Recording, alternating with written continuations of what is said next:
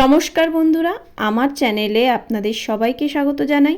তো আজকে আমি আপনাদের সাথে শেয়ার করব মিক্স হাক্কা নুডলসের রেসিপি, যেটা খেতে দারুণ সুস্বাদু হয়েছিল, একদম রেস্টুরেন্ট স্টাইলের মতন। তো চলুন ভিডিওটা স্টার্ট করা যাক।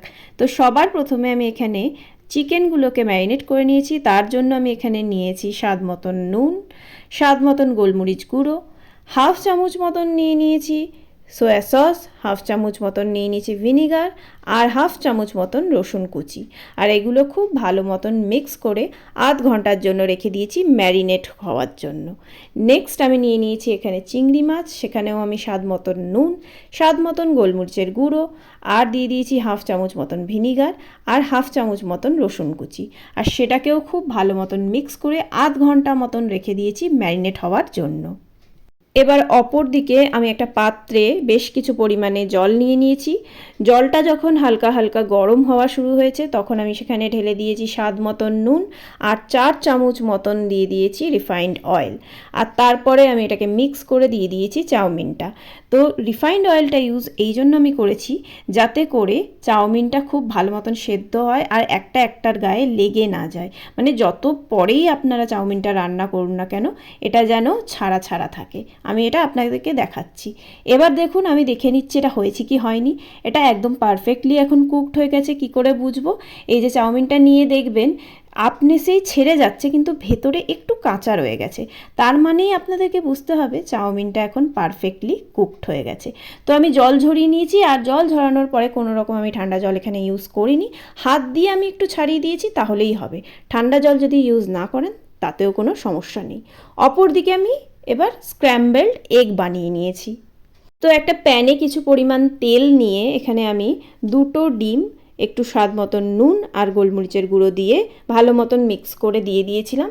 তারপরে এটাকে খুব ভালো মতন ঝুড়ি ঝুড়ি করে ভেজে নিয়েছিলাম। তো দেখো এখন পুরো পারফেক্টলি কুকড হয়ে গেছে।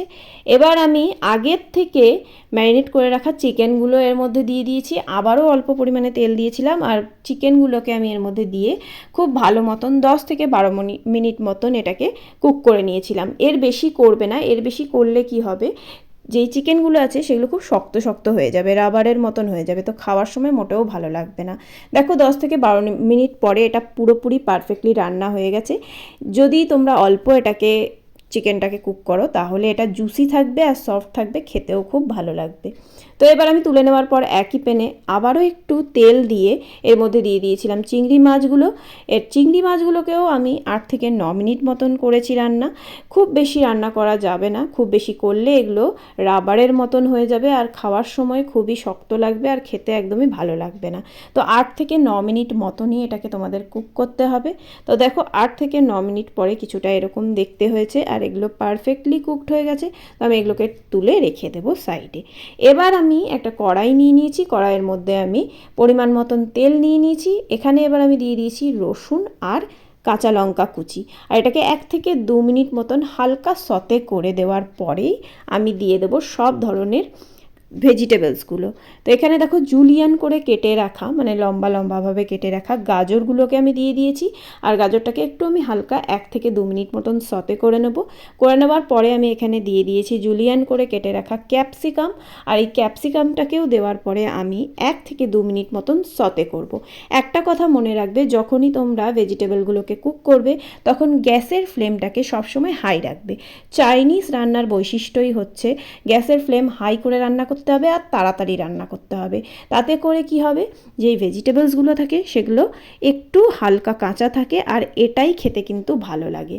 তো তারপরে দেখো আমি দিয়ে দিয়েছি পেঁয়াজ কুচি, আর এর মধ্যে আমি স্বাদ মতন নুন আর গোলমরিচের গুঁড়ো দিয়ে খুব ভালো মতন মিক্স করে রান্না করে নিয়েছি 7 থেকে 8 মিনিট মতন, এর বেশি নয়। তারপরে দেখো চাউমিনগুলো আমি এর মধ্যে ঢেলে দিয়েছি, আর তার মধ্যে দিয়ে দিয়েছি 1 teaspoon of soya sauce, half চামচ মতন দিয়ে দিয়েছি গ্রিন চিলি সস, আর হাফ চামচ মতন দিয়ে দিয়েছি রেড চিলি সস। আর এগুলোকে খুব ভালো মতন আমি মিক্স করে নিয়েছি।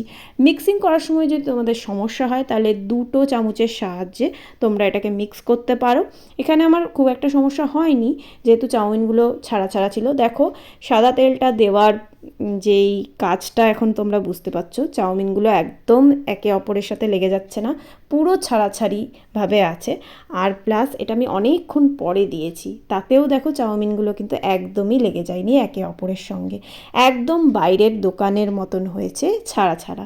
তারপরে সব আগে থেকে ভেজে রাখা জিনিসগুলো আমি এর মধ্যে দিয়ে দিয়েছি আর খুব ভালো করে মিক্স করে নিয়েছি। তো দেখো এখন এটা পারফেক্টলি কুকড হয়ে গেছে। কেমন লেগেছে অবশ্যই আমাকে কমেন্ট সেকশনে জানাবে। আর যদি ভিডিওটা ভালো লাগে তাহলে লাইক করতে ভুলো না।